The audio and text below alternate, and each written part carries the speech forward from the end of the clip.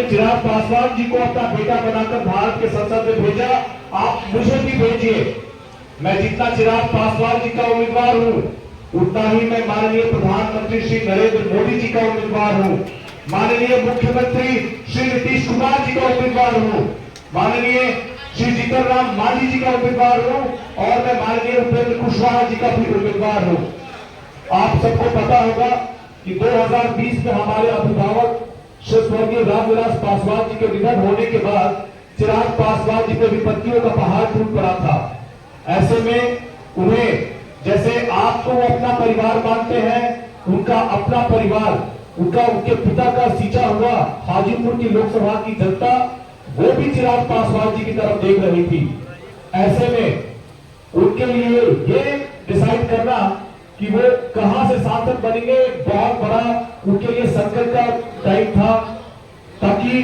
वो ये डिसाइड कर सके कि वो जमुई से ही लड़ेंगे या फिर वो हाजीपुर जाएंगे। आप सबको पता है कि एक पिता का कर्ज एक बेटे को ही चुकाना पड़ता है, इसीलिए उन्होंने ये कहा कि हाजीपुर की जनता का जो जिम्मेदारी है, जो मेरे पिता की विरासत है, मैं उसे संभालने के लिए हाजीपुर जा रहा हूं। लेकिन चूंकि मैंने जमुई की जनता से ये वादा किया था कि मैं यहाँ बेटा बन के आया हूं और बुजुर्ग बन के जाऊंगा, इसलिए मैं जमुई लोकसभा को भी नहीं छोड़ सकता, मैं अपनी शेखपुरा की महान जनता को भी नहीं छोड़ सकता। ऐसे में आप जो मेरे एक अपने हैं, आप ही मेरे जो जमुई के लोकसभा के निवासी हैं, जो मेरा परिवार है, आप ही उनकी उसी तरह से देखभाल कर सकते हैं, उसी तरह से ख्याल रख सकते हैं जैसे मैंने रखा था। जो मैंने विकास की बयान बहाली है केंद्रीय परियोजनाओं की जमुई लोकसभा में, आप ही कर सकते हैं। और आपके पीठ के पीछे मैं खड़ा हूं, मैं, आप मेरे प्रतिनिधि हैं, आप मेरे प्रतिबिंब हैं और आप काम करें, वहां जाकर लोगों से आशीर्वाद लें, आशीर्वाद लेकर उनके लिए काम करें। आपके पीछे मैं खड़ा हूं और मैं और आप मिलकर अपने पिता के उस वादे को पूरा करेंगे जब उन्होंने 2014 में कहा था कि जमुई लोकसभा को एक नहीं दो सांसद मिलेंगे। आपको पता है चिराग पासवान जी ने पिछले 10 सालों में विकास की वो बयान बहाली है केंद्रीय परियोजनाओं की, जो कि उससे पहले जमुई लोकसभा में संभव नहीं हो पाया था। चाहे वो झाझा में केंद्रीय विद्यालय हो, चाहे खैरा में मेडिकल कॉलेज हो, चाहे लछुआर में 108 बेड का हॉस्पिटल हो, गांवों को सड़कों से जोड़ना हो। सुभाष पांडे जी, गजाली जी, गठबंधन के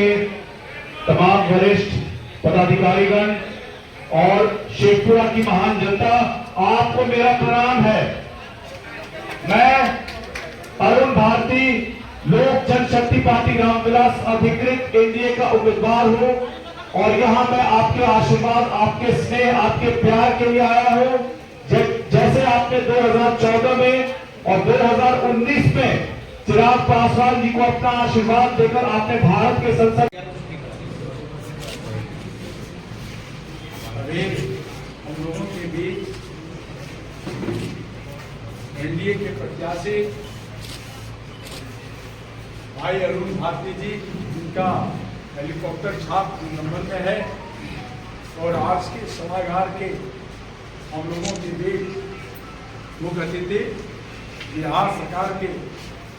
जाने माने तेज तरार जुझारू और मंत्री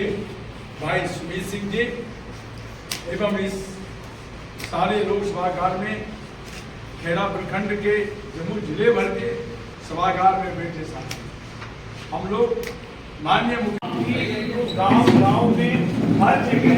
इसको आगे ले जाए और ले जाकर के सभी को बताएं कि हेलीकॉप्टर छाप के रिपोर्ट देना है। बहुत